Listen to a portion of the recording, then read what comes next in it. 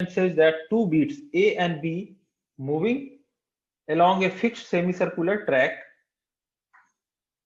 fixed semicircular wireframe as shown in figure. So what are the two beats A and B? These are the beats. This is the beat and this is the beat A and B. The beats are connected by an inelastic string. Inelastic string means non-stretchable. Okay, so its length will remain constant, which always remains tight. At an instance, the speed of A is u. At an instant speed of A is u. BAC is 45 degree. Okay, so BAC is 45. This angle is 45. BOC is 75. BOC is 75. Where O is the center of the semicircular. The speed of beat B at this instance. Okay, this question is has come in IIT exam. This question is was asked in IIT. From there it has been taken. Okay, so we will discuss this question. So this is given 45 degree.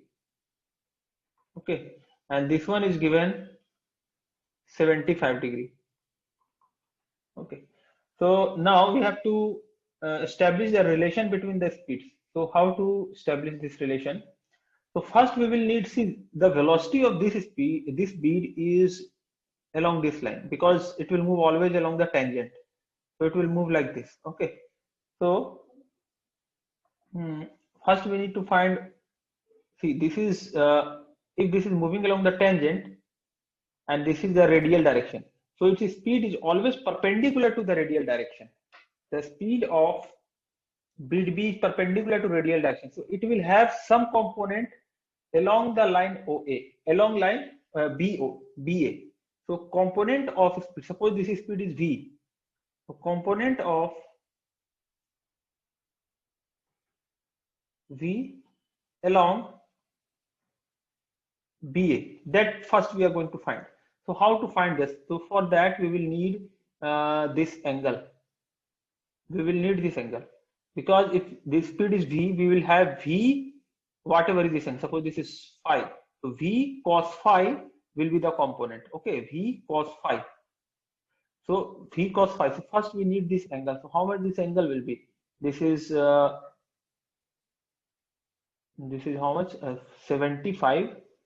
Okay, if this is 75, then this is 90 and this is 45. So okay, so we can have, okay, this is 45, this is 75, means it will be 180 minus 75. So this is this is 105. Okay, this is 105, this is 105, this is 45. Then this angle is how much? This angle will be total. This is a triangle, OAB is triangle. So this angle will be 180 minus 45 minus 105.